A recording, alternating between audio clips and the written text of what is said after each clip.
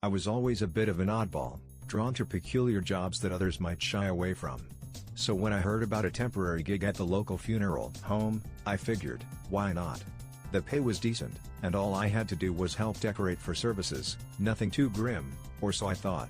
On my first day, the funeral director, Mr. Thornton, showed me around the dimly lit, hushed corridors of the old funeral parlor. He explained that my job was to arrange flowers, tidy up, and set the right atmosphere for the grieving families. It was eerie, but I thought I could handle it. The days passed uneventfully. He arranged lilies, lit candles, and ensured everything was in place for the mourners.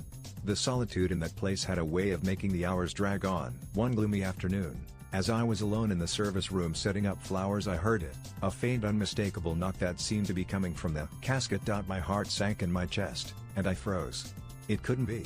I cautiously approached the source of the sound, my trembling fingers reaching for the ornate handle of the casket. Swallowing hard, I pushed it open with a creak that echoed through the room. The scene that met my eyes was beyond comprehension. There, lying in the casket, was me. It was my own face, my own clothes, and my own lifeless body. Panic surged through me, a cold sweat drenching me brow. My heart raced, and I stumbled back, struggling to catch my breath.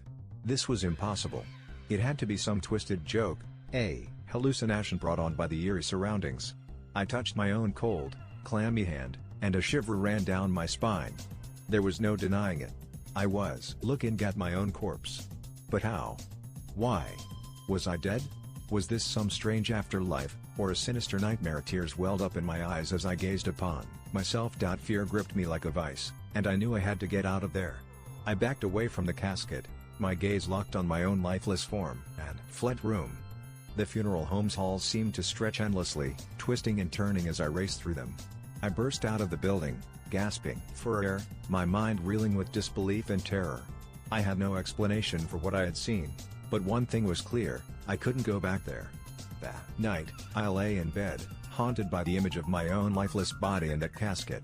I couldn't sleep, couldn't escape the feeling that something dark and sinister lurked within the funeral home. And I couldn't shake the chilling thought that perhaps, in that place of death, I had glimpsed my own grim fate.